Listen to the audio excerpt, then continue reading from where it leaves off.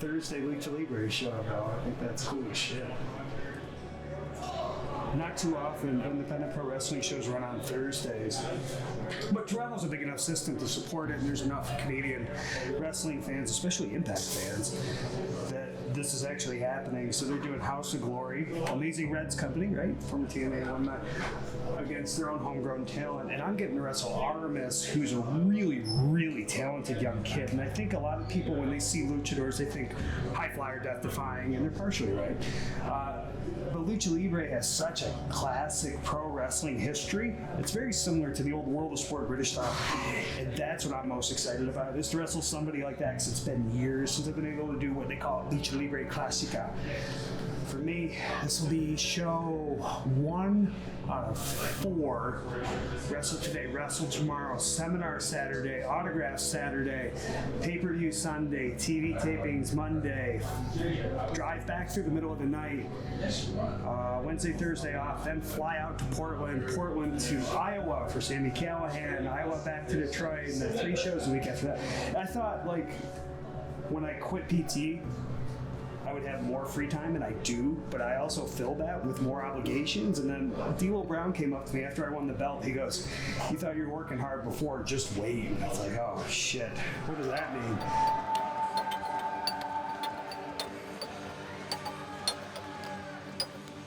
I just wrestled Tanahashi on Sunday.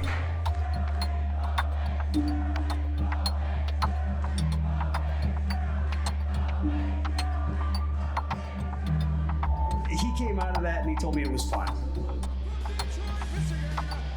I was in Paparazzi Productions in 2006 and 7. That was when Tana first showed up, and they're like, "Yeah, this is the future of New Japan." He wrestled AJ, and I remember seeing it and thinking, like, this guy's fucking awesome. And I'd seen him before a little bit, but that was the first time I saw something right in front of me. To go from, at least if I'm being totally transparent, one of my childhood heroes, Kevin Nash, taking me under his wing then, if you'd have pulled me aside and said, "Hey, look, dude, 5 years from now, Kevin's going to be gone, you're not going to be here, you're going to be in New Japan, and that guy's going to be taking care of you. And then 10 years after that, you're going to be world champion of this company, he's going to be a shoo-in Hall of Famer, and you're going to beat him in the ECW arena," I'd say, "Get the fuck out of my face. No way."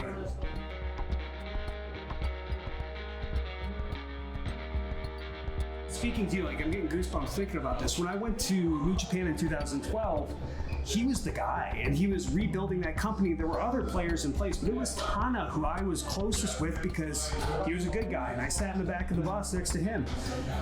It seemed that he did all these things, and then made time for the gym, and then made time to get the ring and practice, and then helped train the young boys, and then went home to his family, and then took care of me and Fergal Devitt and Tama Tonga and Machine Gun Anderson. It's like, oh my God. And his joke, now it's a joke, right? "I'm never tired." It's like, obviously a lie, because how could you not be? Everybody gets tired at some point, but his work ethic doesn't get tired. So he's my muse, man. That's why that match in the ACW arena, or 2300 arena, meant so much to me, because it was really me trying to impress somebody ultimately.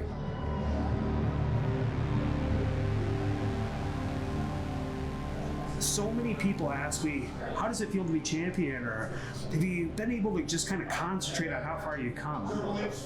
This is me, personally. This is Patrick speaking, but I don't think about it that much, and I try not to, because it's done. This is how I deal with it. This is how I deal with the pressures and the pleasures of it. Take a minute, be present, realize you just wrestled one of your heroes, or somebody who looked after you for years when you were in New Japan, and you hung with him. That's really cool. What do you have to do next? Well, tonight it's Artemis. That's it. I think that's like the best way to look at life, right? Otherwise you get too far ahead of yourself. You're spending energy on things that might not happen. Ultimately.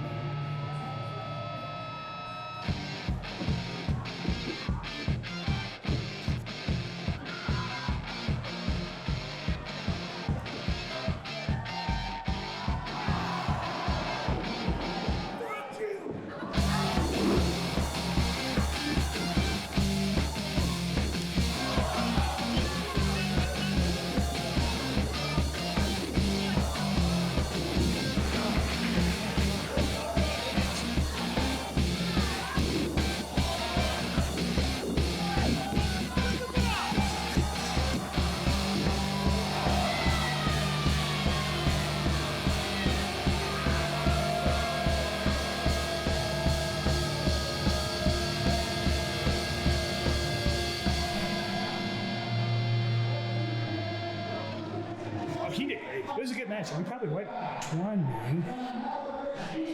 He's awesome, man. Like, if he's only 24, that's really good. He's already working all the better independent shows in the States, too. He probably would have been a guy that maybe Ring of Honor would have brought in if he was a AAA guy. Yeah, he's really good. One down, 4 days of work to go.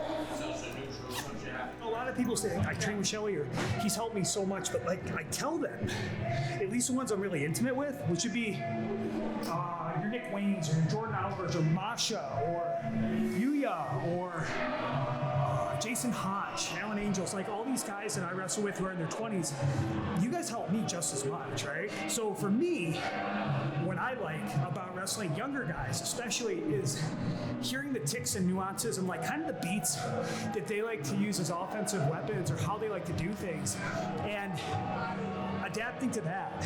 To me, probably the best trait a wrestler like myself could have, who's not a huge man by any stretch and has been doing this a long time, is versatility.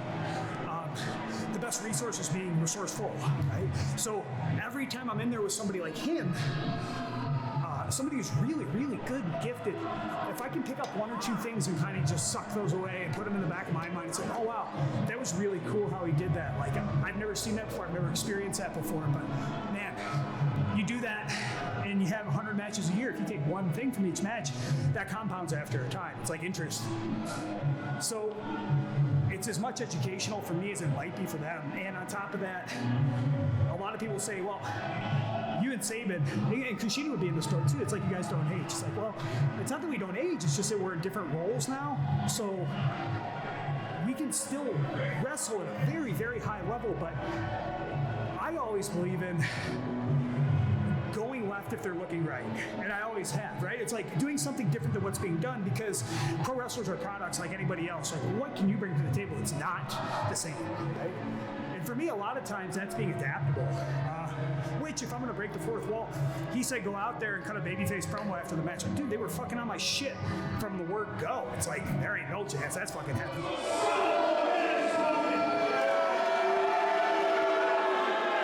Also, if I were coming to a pro wrestling show on a Thursday night, I really don't know pro wrestling, and you see a guy who looks like me, or you see a guy who looks like Aramis, who are you going to cheer for if it's a Lucha Libre show? Well, the fucking mask guy, for sure, every time. So I think it's kind of knowing how to do the things I do, or the things that, quite frankly, were agreed upon from a choreography standpoint in the shittiest way possible or the best way possible to fit that need. I'm going to go check out. I think what you had was both society valuing a different type of athleticism as well as more widespread appeal towards the masses when you have these children growing up watching wrestling. And it is a very comic book inspired, fantasy oriented type of entertainment that broke down a lot of walls and letting them know, maybe I can do this too. Maybe size isn't the end-all be-all. And obviously with society changing its views on what constituted an athlete across the board, really, what constituted a good body, what constituted strength, or what people valued, that created the perfect storm. You also saw the rise of UFC and mixed martial arts, and you saw a lot of smaller athletes there, but these guys are now known as the toughest and the best fighters in the world, superseding boxing for the previous generation in a lot of ways too, where they wanted to see the heavyweight fights. Well, nowadays, it's not about the heavyweight fights, it's about the technique, it's about the thrill of it all, it's about how much time these guys are putting in their training and in the gym, and that translates to the better fighter, the ultimate fighter, pun intended. Wrestling was no different in that regard. On top of that too, you had less steroid use, you had a more reduced schedule, so now these guys are getting time to heal. They're not quite as beat up, they're not quite as lumbering, they're not on the road 350 days a year, so guess what they can do? Perform at a higher level. As far as the style of wrestling I use, it's athletic and it's technical. I pride myself and had the objective early on of going to different countries and learning different styles of wrestling, because I'm a guy who probably does it more for the love of the game than anything else. And if you look at the guys who influenced my generation, they had all done that. They had all succeeded globally before they succeeded domestically. So it's a demanding style, but all sports are demanding, and really, truly, life is demanding. We're all one car accident away, and that may sound morbid, but it just takes one slip and fall for somebody to break a bone and their life is changed forever. Why not use your body? I think the advantage of the style I have, or the style that maybe I helped introduce to people, is one that has more tools than the other styles. If you go to these different parts of the world and you suck up all this different knowledge, again, these are all tools. And if we're trying to build a house, you want to have as many tools as possible, lay that foundation, put the roof on, paint the walls, whatever the case is. The more tools you have, the more you can change what you do inside the ring according to how you're feeling that day or how you're feeling long term. You don't necessarily have to work harder, you have to work smarter. And I think I pride myself on that. It's hard for me to fathom the idea that I have any influence over any generation. If I have any influence over anybody, I thank them for at least investing their time to watch me. But I think because I'm still in it and I'm still in my 30s and I'm still around these guys, and in a way I view them a lot as competition more so than any sort of generation beneath me that I had my fingerprints on. I don't really grasp it the way they do, and I don't think I want to. I think I'd rather be a bit more grounded about the whole thing. And what does it matter in the long run? Is it flattering? Absolutely, but I'd rather work with these guys than have them work underneath me in a lot of ways. So I don't think about it. And I don't think it's mentally healthy for me to do so. There's an ego inside all of us, and I don't want mine to get out of control. So, yeah.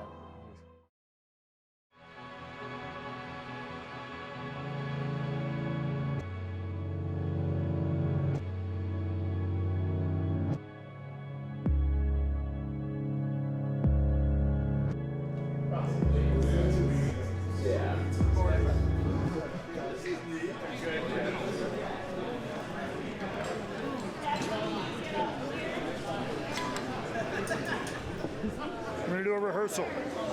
We are live in Toronto, Ontario, Canada, inside the Rebel Entertainment Complex. Welcome to the countdown to Emergence.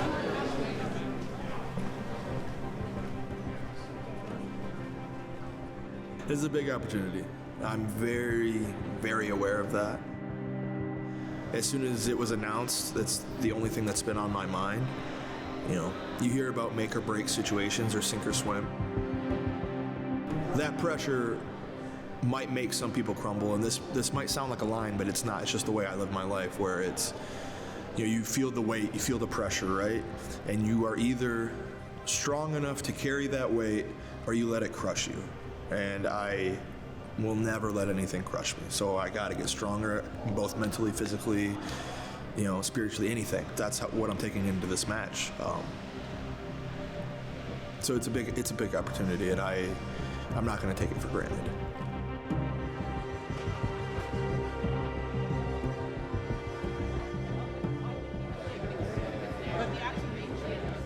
This same exact venue where I did wrestle here, but it was just the circumstances were so different. I didn't even have a contract yet, you know, and it was like, oh man, I hope with the small amount of time I get to showcase who I am, that it's enough to, you know, get a spot and get a job.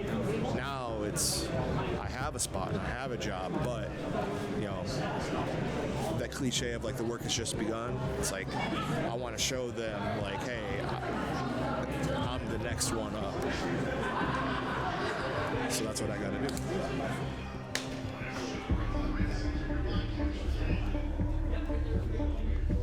I left Impact over a year ago, and you know, I had a lot of soul searching to do, but I had a lot to prove.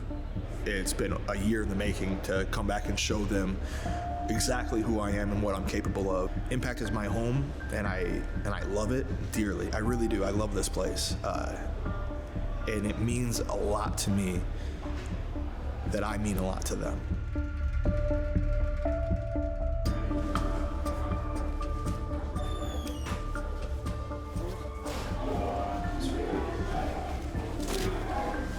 Even to get the opportunity to go against somebody like Sonata just tells me that everything I've been working for, I've been wrestling since 2009, everything I've been working for, all of those miles I put in on my body, on vehicles, the tolls it's taken on my life, it is absolutely all worth it because I am as good as I think I am as good as other people say that I am. I just wanted to make sure you guys were in the area. Yeah, okay. Thought I wasn't going there right now.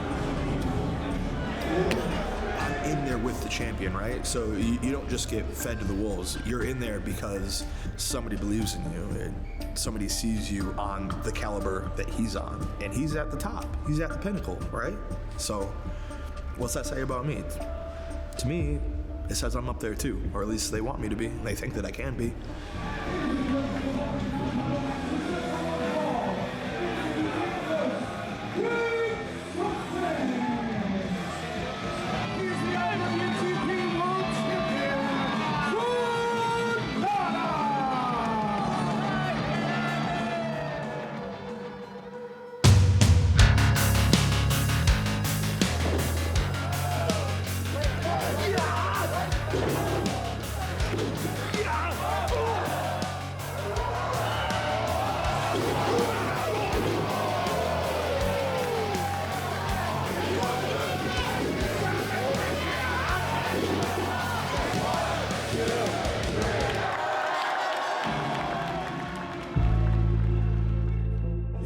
In there with one of the top wrestlers on the claimant, you know. So I feel good, but mixed emotions, bittersweet. I don't know, something like that.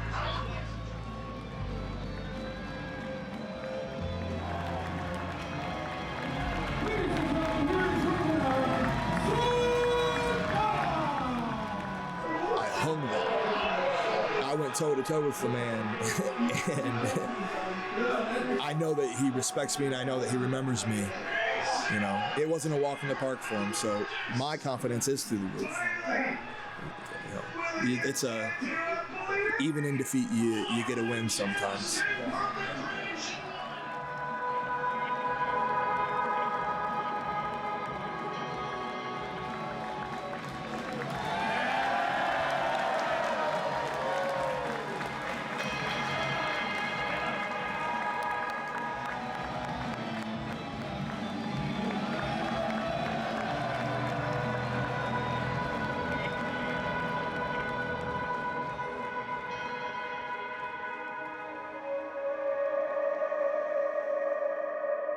I don't know if this sounds selfish, because, you know, I hear a lot of wrestlers say, like, you know, I became a wrestler for this or this, or, you know, if they, like, shake some hands, like, slap some hands in the crowd, or, you know, they see kids that really love them, they're like, yeah, I do it for this and that, but, like, again, maybe this is selfish, but I became a wrestler for me because I wanted to. So every time I go out there, it is for me because this is the life I want to build for myself, you know? So every match I have, it might sound weird, but it's not even for the crowd, it's for me, you know? If people like it, they hate it, they boo, they cheer, whatever, if they are reacting, that's awesome and that's cool, but it is for me. More than just my boss. Scott's someone I respect a lot. Thanks, Scott. Good job, man. Thank you. Getting in his orbit and having him vouch for me before and then ultimately hire me is awesome, and then, you know, just watch me now, and obviously he knows it's a good investment, so that makes me feel good. Yeah? So I think the question will be, your first time. I'll watch a match back, the chance I get, and I'll pick it apart. Oh, I could have done this better. I could have done this better. You know, this was okay, but how did this seem? Blah, blah, blah. If I would have won, I would have done the exact same thing. It's always to improve. So yeah, I ain't stopping. That ain't gonna change. 10 years from now, I ain't gonna change. If I had every single title that you can imagine draped over my waist and on my arms, if I took that famous Ultimo Dragon picture, I would still be like, okay, now what? Now what can I do? There's, maybe there's one more title I can get.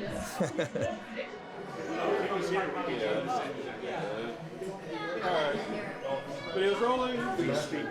When I was a kid, I didn't say, oh, I wanted to be a cop or a policeman. I didn't even say I want to be a millionaire or anything. I want to be a professional wrestler, and I am a professional wrestler, and I just wrestled one of the best wrestlers on this planet.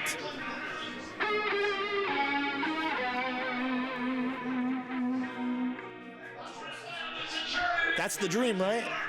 Living the exact way you want to live, and that's what I'm doing.